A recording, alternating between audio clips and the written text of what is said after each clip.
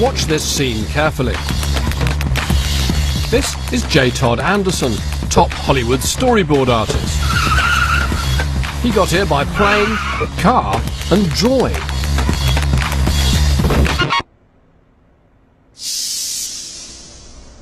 Because to show me how he works, he storyboarded his own arrival to be interviewed.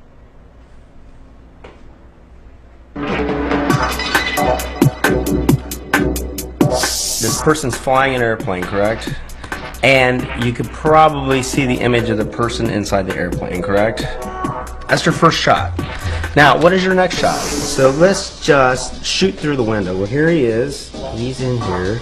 So we'll probably cheat this shot. Brings his watch up. So I'll make a black arrow, which will imply movement of the person.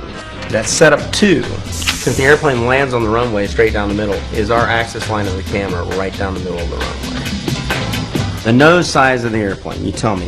When is it too big? About that big?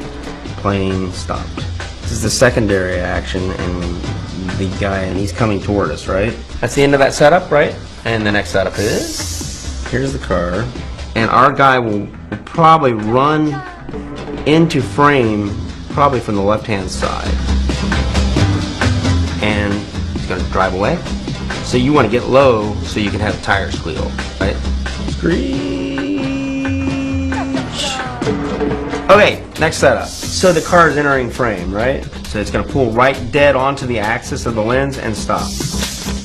You should stab that camera just a little low at the end of the hallway. Only a suggestion, okay? And he will be real low and cowboyed into the lens. And that's the right stuff shot that we talked about. It's a good shot.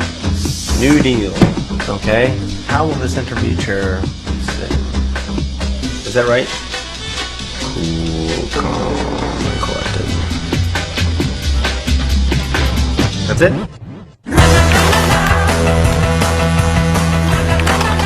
Doing the storyboard for a BBC arts documentary is slumming it by J. Todd standards.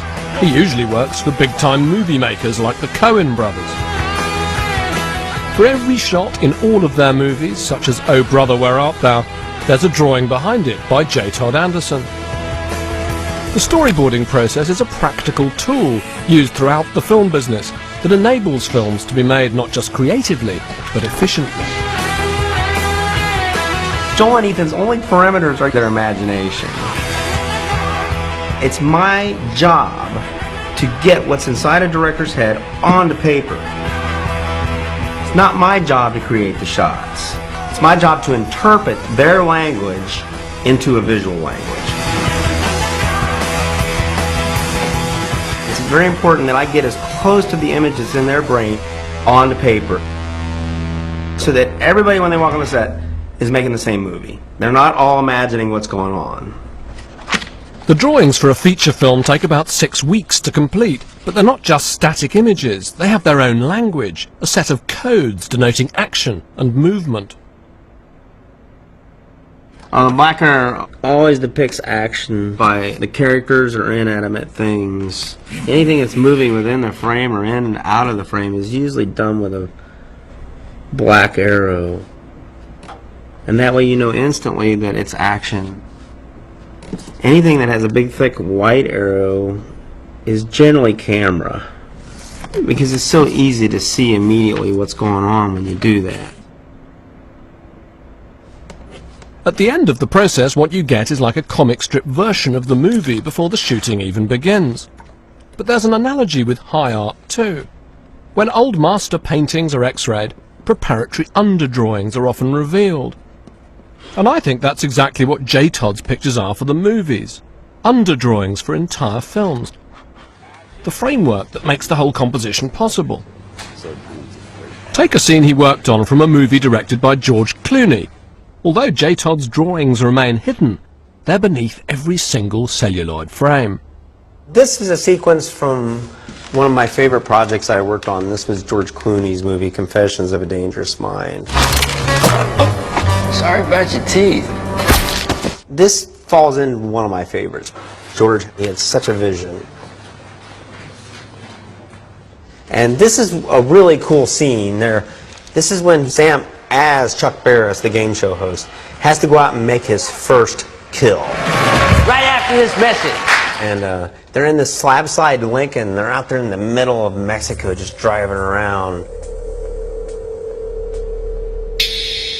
And Sam is talking to the guy he's going to kill. The camera goes down. Just as it goes down, he pulls this gun out.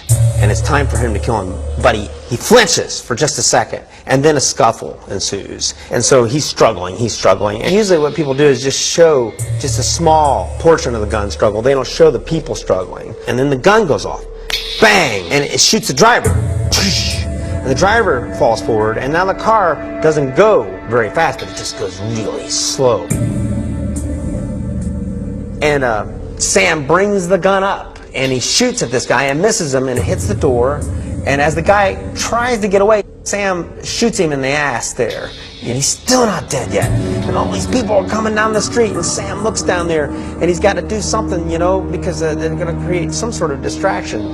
So he's saying, shut up and die, shut up and die. And I do believe he shoots him again. He puts his hand over his mouth. Shut up and die. Really great scene.